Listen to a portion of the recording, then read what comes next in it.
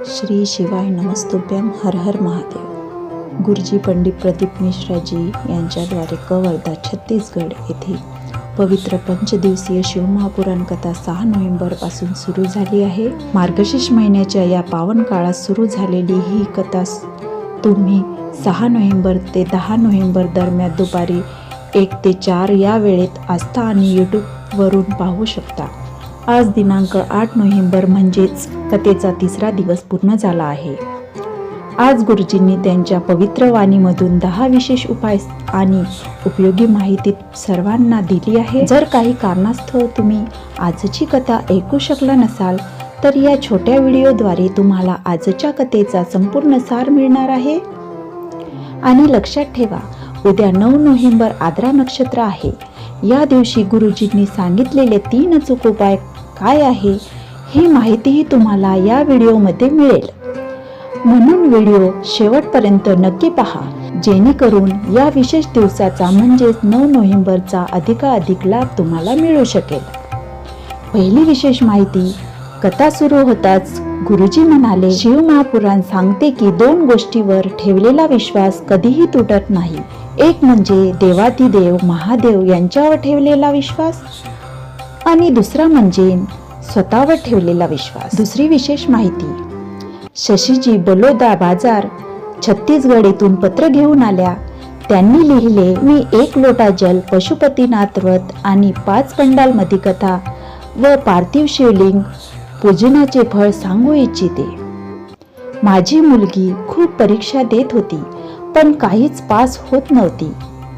शेवटी तिने बेलपत्राच्या मध्यभागावर मध लावून शिवलिंगावर चिकटवले आणि मग परीक्षा दिली। बाबा भोलेनाथच्या कृपेने तिची नीटची परीक्षा झाली आणि ती गव्हर्नमेंट कॉलेजमध्ये MBBS शिकत आहे, म्हणून आम्ही आभार व्यक्त करण्यासाठी या कथा पंडालमध्ये आलो आहोत।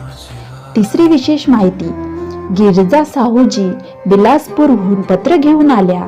त्यांनी लिहिले, माझ्या मुलाला सरकारी नोकरी लागणार नाही असा संभ्रम मनात होता। मी तिला मेहनत करण्याची सांगितले। अखेर 22 वर्षाची मुलगी सरकारी स्टेनो पदावर निवड झाली। हे सर्व भोलेनाथाच्या कृपेने शक्य झाले। चौथी विशेष माहिती, ममता देवगनजी मुंगेलीहून पत्र घेऊन आल्या। त्यांनी लिहिले, माझ्या मुलाला नोकरी लागत नव्हती, सर्व लोक टिंगल करत होते। मी त्याला अधिक मेहनत करायला लावली आणि दररोज शिवलिंगावर जल अर्पण करायला सांगितले। त्याने तसे केले। 4 नोकऱ्यांमध्ये अपयश आलं पण 5व्या प्रयत्नात त्याला यश मिळाले। बाबा महादेवांच्या कृपेने आज तो स्थिर नोकरीत आहे। 5वी विशेष माहिती, गुरुजी म्हणाले, जर एखाद्या गावात समाजात शिवलिंग किंवा नंदी नसतील आणि मंदिर बांधायचं असेल तर सिहोर येथील विठलेश्वर सेवा समितीशी संपर्क करा। तुम्ही कुबरेश्वर धामाला येऊ शकता। तेथे तुम्हाला शिवलिंग आणि नंदी पूर्णपणे मोफत दिले जातील, कोणतीही रक्कम द्यायची गरज नाही। 6वी विशेष माहिती, सुमिता तिवारीजी कवर्धाहून पत्र घेऊन आल्या। त्यांनी लिहिले, आम्ही भाड्याच्या घरात राहतो। मला अशी आजारपण आली की काही सेकंदासाठी झटके येत होते। डॉक्टरांच्या उपचारासोबत मी सिहोरहून आणलेला रुद्राक्ष जल पिणे सुरू केले आणि बाबा भोलेनाथांच्या कृपेने झटके पूर्णपणे थांबले आहेत। माझे काका कर्जात बुडाले होते पण रोज 1 लोटा जल अर्पण करत करत त्यांनी सर्व कर्ज फेडले, म्हणून आम्ही आभार मानण्यासाठी कथा पंडालात आलो आहोत। 7वी विशेष माहिती, कल्याणीजी कवर्धाहून पत्र घेऊन आल्या। त्यांनी लिहिले, आम्ही बेर आणि अरहर पानांचा उपाय केला। माझ्या पोटात खूप वेदना होत होत्या। डॉक्टरांनी तपासणी केली तेव्हा आतडीमध्ये जखमा असल्यास सांगितले। औषध घेतली पण बरी झाले नाही। मग गुरुजींनी सांगितलेल्या 7 दिवसांच्या उपायानुसार बेर आणि अरहर पानांचा उपाय केला। कथा पंडालात कथा ऐकली आणि बाबा भोलेनाथांच्या कृपेने मी पूर्णपणे बरी झाली आहे।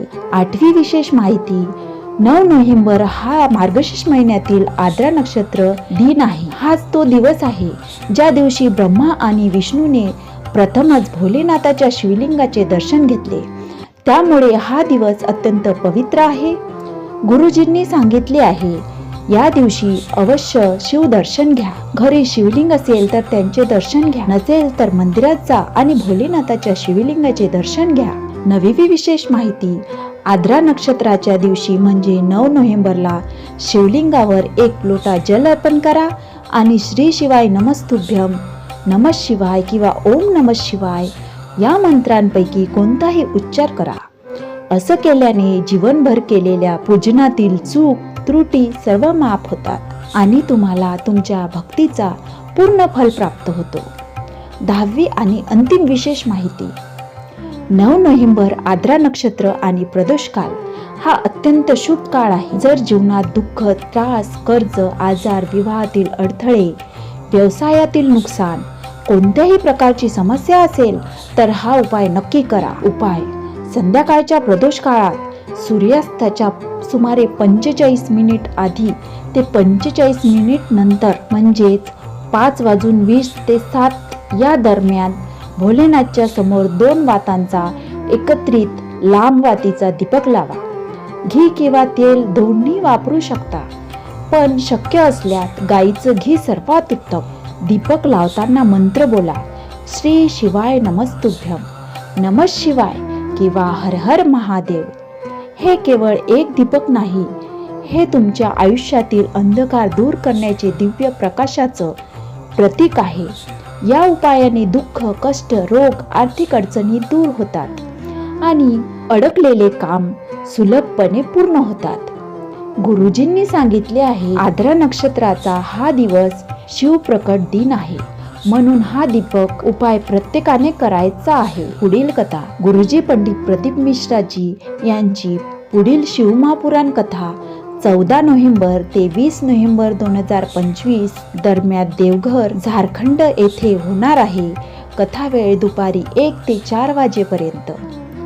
जर या व्हिडिओतील माहिती तुम्हाला उपयुक्त वाटली असेल तर कृपया व्हिडिओला लाईक करा आणि कमेंट बॉक्समध्ये हर हर महादेव लिहायला विसरू नका. श्री शिवाय नमस्तुभ्यम, हर हर महादेव. धन्यवाद.